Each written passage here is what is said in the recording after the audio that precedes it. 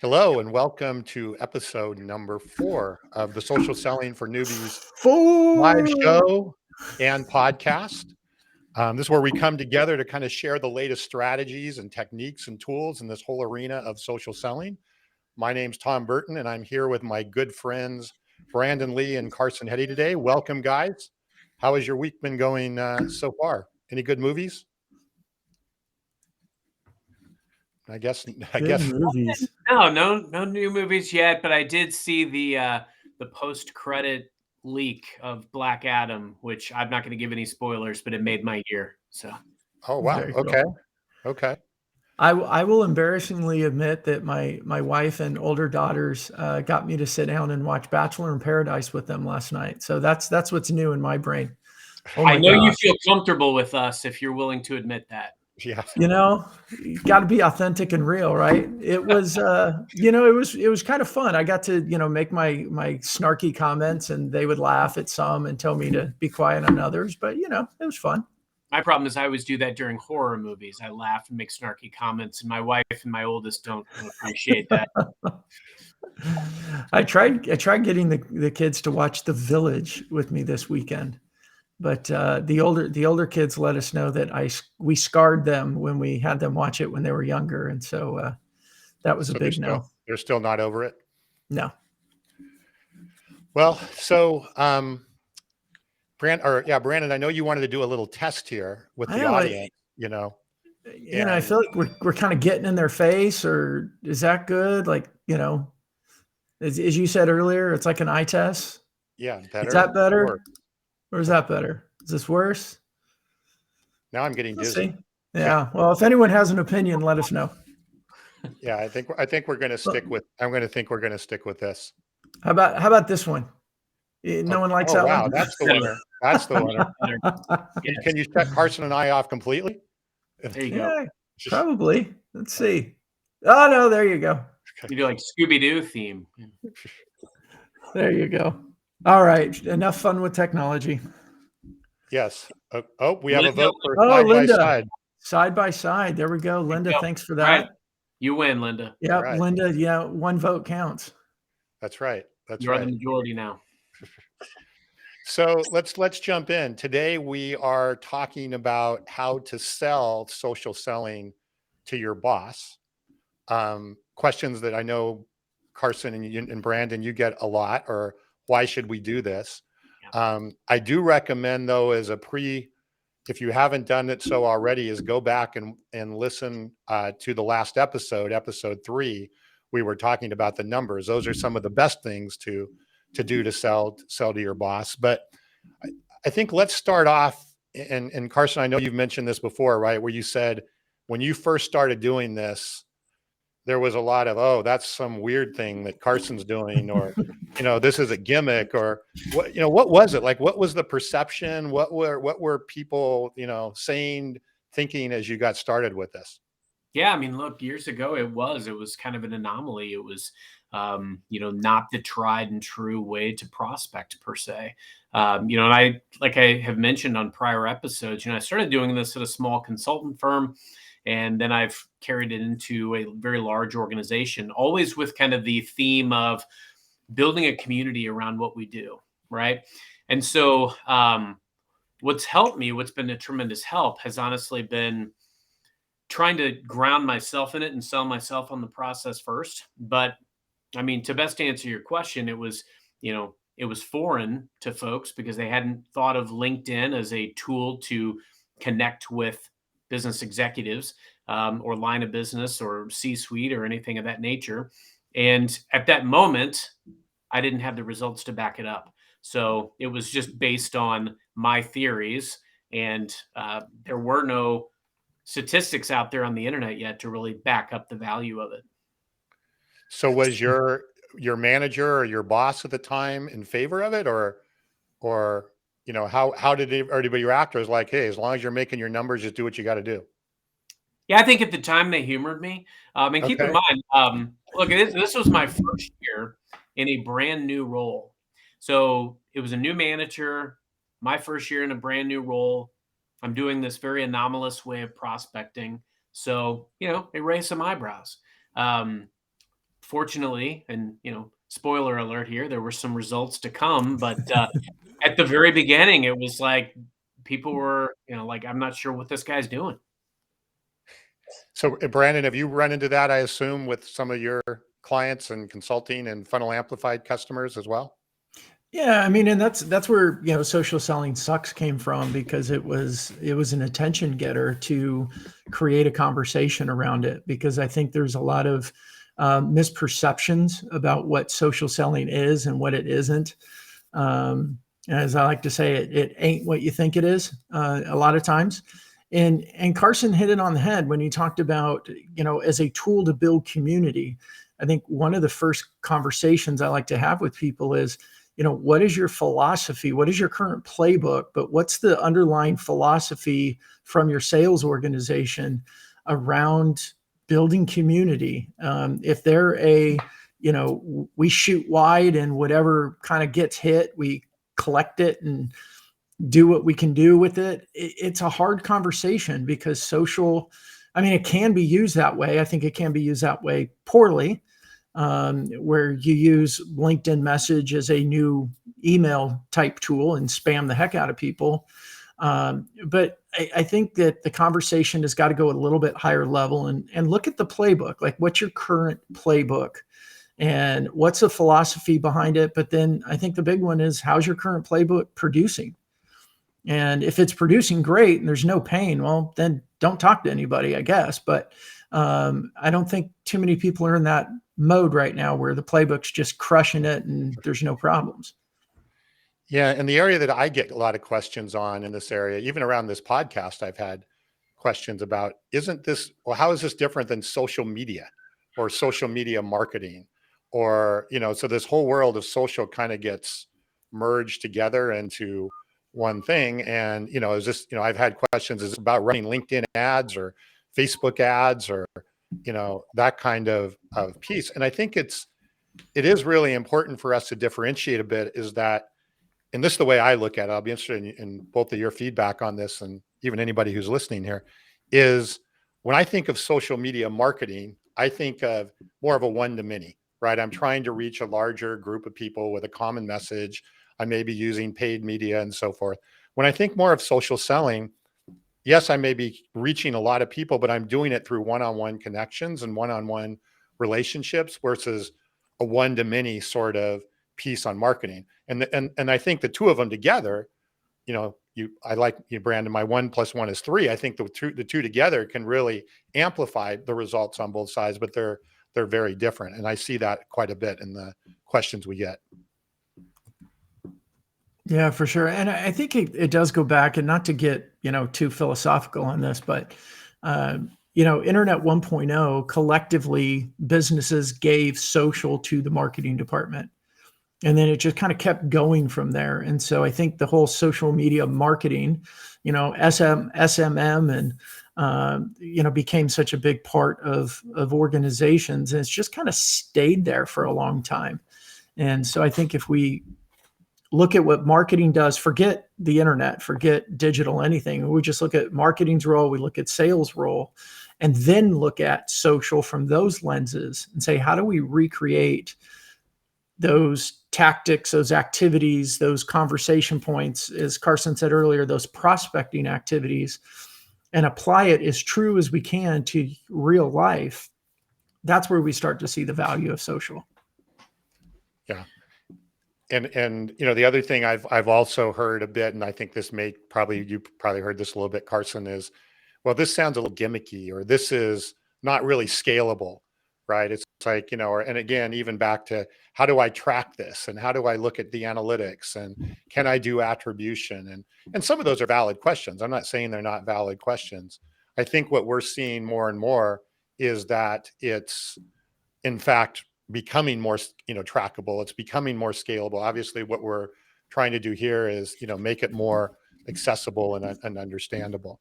But that, when you can't justify some of those things, sometimes it makes it harder to sell up the line. Yeah, I think that's a natural preconceived notion to have. And Brandon articulated a lot of those reasons, right? Because it's certainly some of the ways that social media and social selling are used are what gives it a bad name. I mean, it's just like there's bad sales tactics that give sellers a poor name. However, when you're ultimately looking at building a way to sell your leadership on a process, any process, social selling in this case being the one we're talking about, it's about solving a problem. As a seller for me and as a leader, I always try to go up a level. I try to see it from their vantage point. What are the problems that they're trying to solve in the business? And historically, big challenges have been, we need more pipeline. We need to talk to other lines of business. We need to have executive contacts. We need to be meeting with these folks. And also, like, recruiting talent has always been a big one now as I'm a leader in our business. And so I've been able to use these platforms and these tools and these resources in order to open doors and meet people that I never would have met otherwise. And that's the key. Now, Brandon, you said something about this earlier too. Actually, and Tom, you alluded to this. It's not just about social media, because I've said this before. I think we've joked about this. You don't just post something extremely intelligent on LinkedIn and somebody sends you a PO. That's not quite how it works. Really? You can develop and establish a brand, and you can utilize these tools to create relationships. But it's not just about having being a prolific poster. It's, you pick your mediums that you're comfortable with. You think about where your target audience is, whether it's a hotshot recruit or it's a prospect, and you go out and you try to create ways to get in the door. So once you're able to get meetings, you can point to that as a tangible result. You can track your outputs. You can track, the total number of touches that you're making, the people that you're inviting to events and things of that nature. You can get meetings. Now, sales is always a game of, okay, then what? Right. So, I mean, like back in the day, I would tell my boss, oh, I got, 10 meetings this week off LinkedIn. Okay. So what? What's the impact that you're having in the business as a result of this process? So, that really forced me to push forward, find additional ways to not only track it, but also to have tangible impact in the way of results. Well, and I would say now more than ever, right? Everybody's being asked to do more with less. So, what a great way to, what a great tool, I guess, to do a lot more with less. Although I am disappointed that I can't make a couple of comments on a post and get a PO. Brandon said that's how it works. So I'm really perfect. Well, Brandon probably does. I never been there. Yeah. Well, hey, let me throw this out. I posted this today, and thinking about what we were going to talk about today is there's an article in MarTech, and one of their biggest, their headline was 86% of B2B buyers reported that they wanted to be sold virtually. That's a huge tell. Yeah. Yeah. Right. If this is the way buyers want to behave, this is the way the buyers want the buyer journey to happen, then who are we as sales people to argue with that? Well, no, and I think it aligns with some of the statistics we saw last week, right? About 70% being willing to have a conversation online. And, those are way, way, way ahead of where they would be on a more traditional, having a phone call or even answering an email. Right. Yeah. So, and I don't know who it is, but in the comments, it just says LinkedIn user. So sorry, I can't use your name, but what they were saying is consistent with that MarTech article said, is that more and more prospects are open to seeing that. In fact, I would say that they're not only open, they prefer it, because, the Gartner data, all the other analyst data, that buyers' research time before they reach out to a sales rep has continued to get further and further down their buy-in journey. I think when I started looking at that 5 years ago, it was like 40% into their buying journey did they reach out to sales. And the last number I looked was pushing 70%. That's a clear indication. Buyers want access to information. They want access to do their own journey, their own research, their own process. And that article I shared from MarTech goes into some other data. I think Showpad reported some data, and yeah, they might be a little biased based on what they do. But when you look at the other data points that buyers were reporting, They're tired of the consistent messaging in their inboxes. They're tired of the consistent phone calls. And I forget the exact numbers, the links on my post today, if anybody wants to read it. But basically what buyers are saying is, stop this. Like, leave me alone until I'm ready for you. And then when you do, get involved with me, guide me, don't sell me. Right.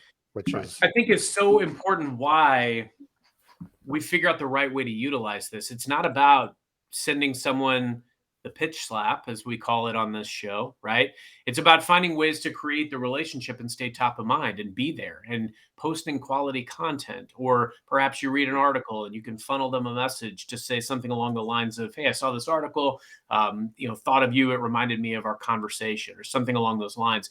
I think about sometimes the value that social selling brought me years ago. My process today doesn't look much like it did then. It's evolved a great deal, just depending on where my audience was, what their priorities were. But the trick is, go where your audience is.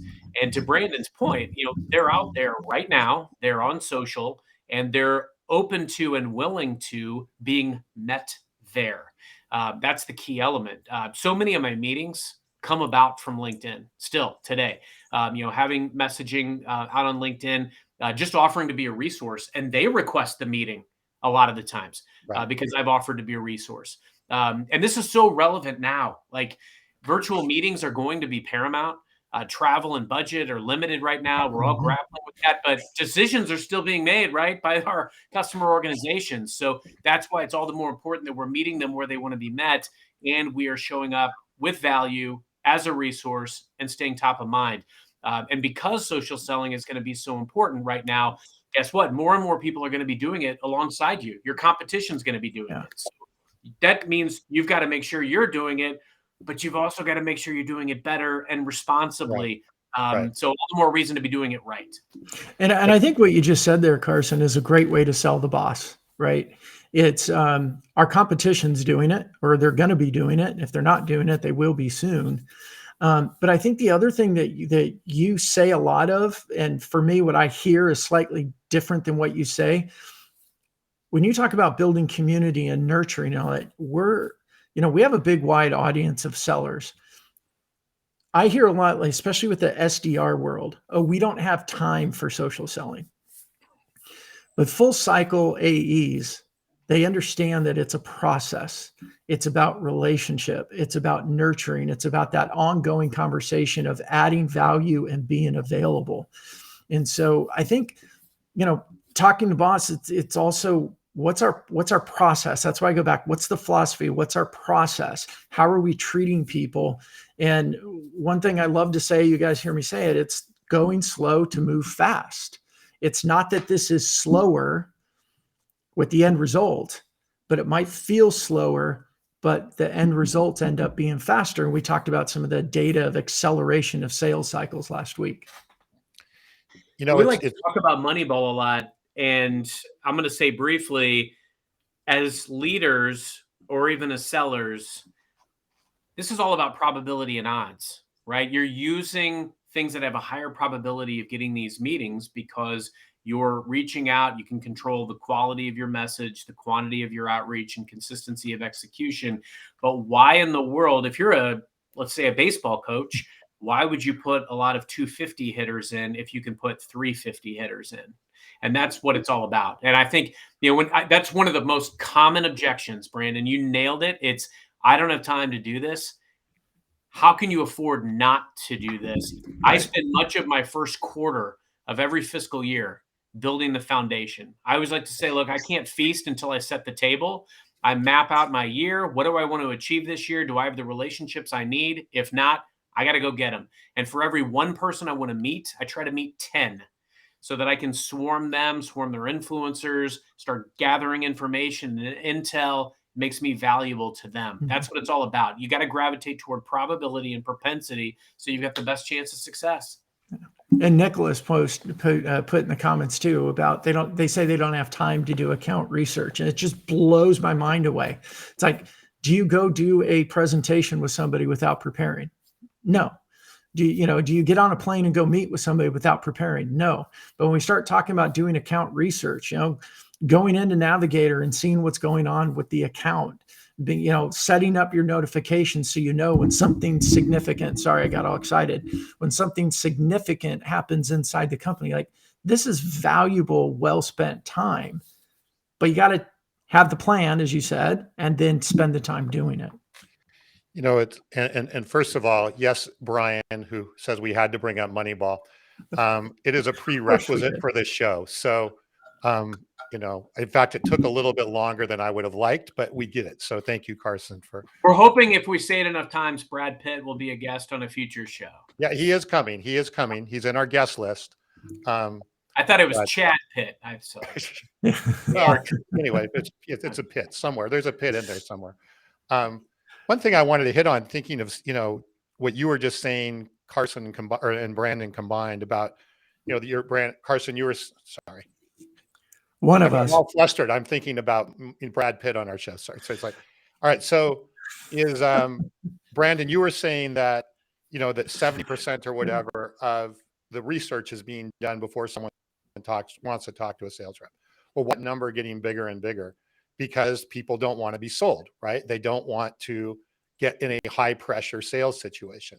However, if what you were just saying, Carson, where you're becoming that guide, you're providing them information, you're providing them value, that could then move the other direction, because then they're willing to engage because you're helping them, not selling them. So it could actually take that anonymous dark social aspect of things, which is, everyone gets frustrated with because there's no visibility on it. It pulls that forward and it gives you a big competitive advantage. Yet another, selling point to your boss on all of this. And I'm sure you see that, right? I'm sure you're seeing, as you reach out and you're providing value and they're like, hey, this guy seems like he's actually helping and guiding versus selling. Then they want to reach out and engage more because they're not scared or concerned that you're going to jump on them with a pitch slap, basically. Along the way. And in some ways, if we look at what marketers have done with their cadences and with their lead funnels, right? There was a strategy to it. If they read this article, they download this ebook or white paper, there's logic behind, well, now we're going to put them into this list and we're going to start feeding them this information. There was a logical flow to it. All we're talking about is getting our sales team trained to be able to do that inside of social. So instead of the messages being, hey, we're awesome, here's my link, you got time for a demo, we're actually saying, hey, I saw that you had engaged with this post or you commented this way. Here's an article that might add value to you, something like that. And Tom, just to be, the big shout out to your book, it's taking that yellow brick road and applying it into each individual salesperson and equipping them so that they can lead the buyer down the journey they want to do research, but you're involved with it. You're sharing that research. You're putting the breadcrumbs down the yellow brick road for them. And now all of a sudden we get back to what Carson talks about. You're building community. You're doing this with lots of people, weekly. And all of a sudden that creates that pipeline that all of a sudden you are seen as the glue in that community. You're seen as a resource, a trusted advisor, whatever term makes sense. Yeah, no, completely. So, I think there's a lot of, certainly a lot of different dimensions that we're seeing that if you have to sort of convince a boss or yourself, right? If you're your boss, which is in sometimes the case, you start to put all these things together. And, to me, because I'm looking at it all the time, it's a bit of a no-brainer, but that's the direction we want to go. Brandon, I know we have a couple of comments up here that I think are worth hitting on before we move on here. I got the click. What do you want me to click? Well, Nicholas, I think his point's really valid, right? Is that, when That's because Nicholas is freaking brilliant. Oh, is he? Okay, good. It's like, well, I don't know. Do you do this, Brandon? Do you write down the names and numbers of everyone that smiles at you or says hi in the coffee shop or the cigar? Gosh, if I did, my wife would smack me, but no, I don't do that. Okay. So, but no, you are kind of reaching out and you're trying, and not everyone is going to engage. I assume not everybody is going to, reply back, but you never know what they're going to do, down line. Right. And, You might provide value and hear from them in 6 months. Who knows? Yeah. And I think, we've talked about this, and Tom, you talk about this a lot. We can't get confused between awareness and interest to demand, right? Just because they may have done one or two things doesn't mean they want a demo. Like, Right. If we sell too soon oftentimes, and then we lose the whole opportunity, because what we've now done is said, I'm a salesperson, I'm going to try and sell you something whether you're ready or not, versus Carson's approach. Can I add value? Can I serve? And then we have another question here from Chris. He says, how do you get more of the aging business owners who never want to change anything, not necessarily your boss, to drive forward with engaging with social media for their business, which helps me grow sales? I mean, that's a good question, right? Change is always something that is hard to get anybody to do, aging people or otherwise. I think we're in a world of, if you're either, okay, I'm going to go do it, adapt or die, right? If you're going to either have to adapt and make some adaptions, or, I don't know any business that's not going to really, or is going to survive or thrive going forward without making some of these changes. And, I don't know if there's a single thing to say other than it's just, adapt or die, basically, along the way. I think to some degree, and that's a very astute question from Chris. I think to some degree, I mean, you can paint it back to some of the different trends that business owner may be familiar with from history, right? I mean, there's been a lot of times where innovations have changed.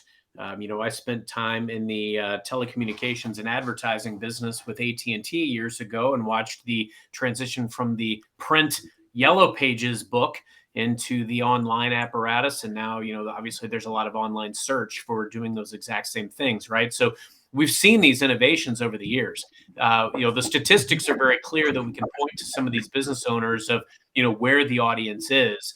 And so I think the statistics are a good basis in reality, but like anything else, we have to show results, because that is one language that I think all owners and all leaders will understand. But just like that, and just like a great training class, it's not about the immediate effort, it's the movement over time. So I think, we also have to evangelize the social selling successes that we're having, all of them. Track everything so you can show these tangible, motions that you're doing, so they don't think you're just wasting your time. Keep sharing and kind of grow a movement. Where I've really seen a lot of social selling success is when people are talking to other people about their successes around social selling. We continue to learn, we continue to evolve our process, and it just gets even better. Frankly, two of my favorite social selling stories ever were intel that I was able to get. And, that's I think any business owner, any leader would understand that if you were able to pull intel, their intel may come from the Wall Street Journal, a great source. My intel might come from Sales Navigator, also a great source. And so, I've seen intel that has gotten me into a customer office before my competitor did, because it prompted me to act. I've seen intel about my customer that has told me things that formed my opinion as far as how I should reach out to them. And it worked. I've had intel that has enabled me to build a groundswell in organizations, getting relationships with some of the influencers, not the C-level that I wanted right out of the gate, but because I was able to get so much information and get at the pulse of that business, when I reached out to the C-level again, they took my meeting immediately because I had so much insider information. So those are the types of things that are powerful. And I think if you can translate that to any leader, any boss, any owner, it's going to work better. And I think to piggyback on that, Carson, I think the question Chris asked is, how do you get them to see it? And I think number one is the conversation that we keep having. Really, nothing has changed. We just do it differently. Carson, you talked about the Yellow Pages. Well, if we break that down, what were people doing? Well, they were looking for a resource. Well, now what they do is they go to Google. What are they doing? Well, they're looking for a resource. It was offline versus online. In sales, with some of the, and I find this, and I leverage the gray in my beard, and I have a talk I give. It's called "Nothing Has Changed. It's Just Different." And it's when I'm talking to a gray-haired audience. So look, what we did before looked like this, but now it can look like this. It's the same process. It's just done differently. And the social selling sucks for me is because I like to ask a lot of questions at the beginning. When you say social selling and the boss goes, we're not doing that, it's usually because we tried it, it didn't work. Great, I get that. What did you do? Because 90% of the time or more, it's, well, we hired a LinkedIn trainer to come in for a half day and nothing changed. Or maybe it's even, we hired one of these lead gen companies and they used our LinkedIn accounts and shot out a bunch of messages and we got some leads, but they weren't good. It didn't work. Totally get all that, but don't throw the baby out with the bathwater. Yeah. No, it's so funny. You have a great idea and you go out and you agree that this is great. You polish it up, you go out, you try it and it fails. So many people just give up and move on, but the reality is, okay, we had a great idea. Let's look at why it didn't work and let's double down. Let's dig in a little bit deeper. I did a webinar recently that I think one person attended. And guess what? What did we do? We went back, we looked at why maybe it cast too narrow of a net, and we're going to take another crack at it. But a lot of people wouldn't do it that way. And I think that's why you look at why your social strategy maybe didn't work historically or why it doesn't work today and make the necessary tweaks to the process. A lot of times it's not drastic change that makes the process work. It's small tweaks that make all the difference in the world. Yeah. And I think with social being such a new channel, it's easy to say that didn't work. That whole thing just didn't work. And one area where I do get some, it's, older owners to kind of, look at it differently is if you put somebody on a phone, they start making cold calls and they're not getting process. They're not making headway. Do you throw the phone out? No. You take a look at the person, you take a look at their messaging, you take a look at the voicemail they're leaving, you take a look at the conversations they're having.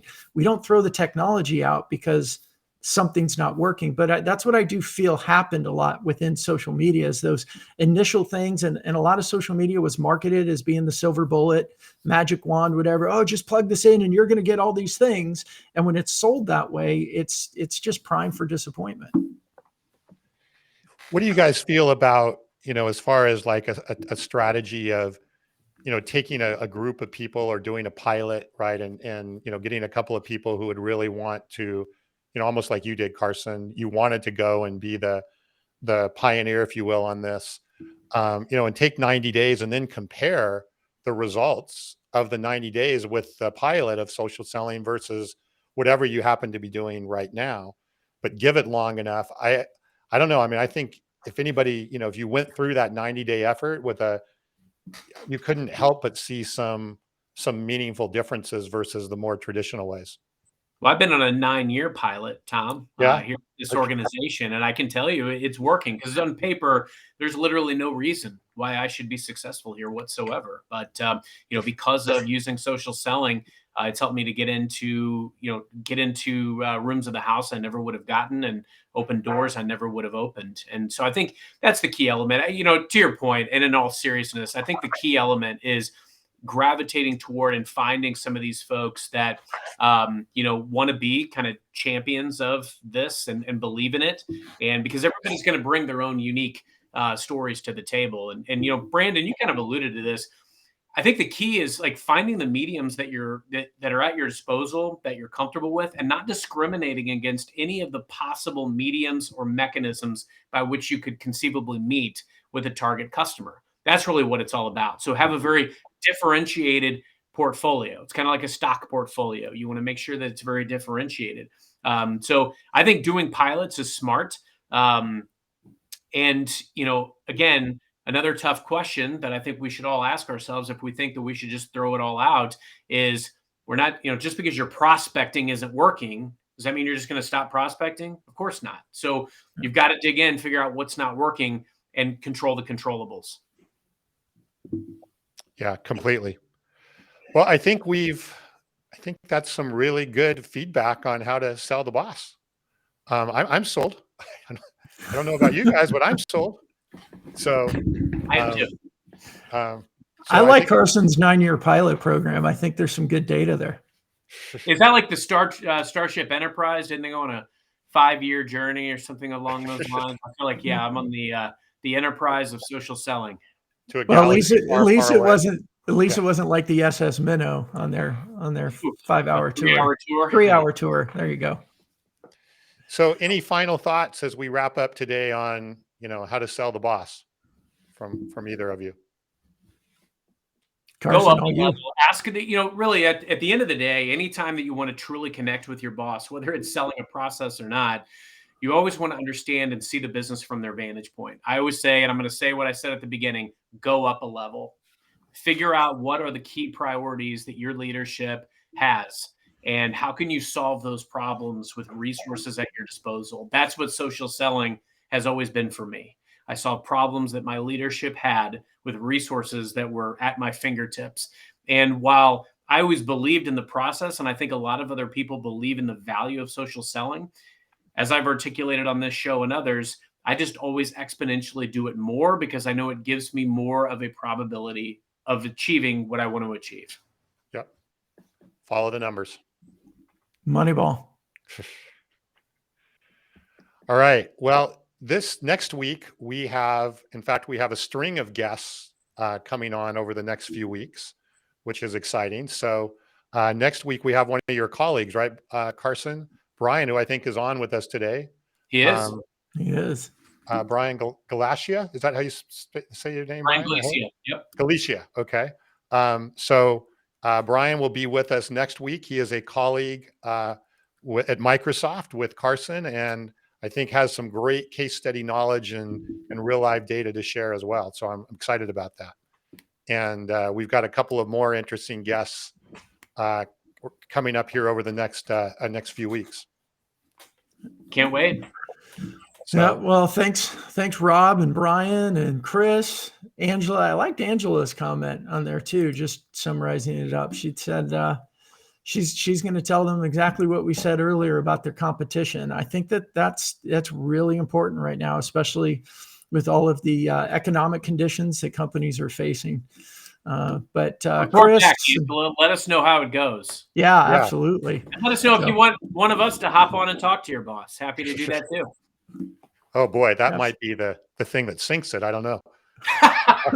Depends on which one of the three you of us put a it is. 9-year pilot together. This is the straight. I don't know. Maybe that one. These are the voyages. That's right. All right. Well, thanks everybody. If you haven't done so already, please follow our Social Selling for Newbies LinkedIn page.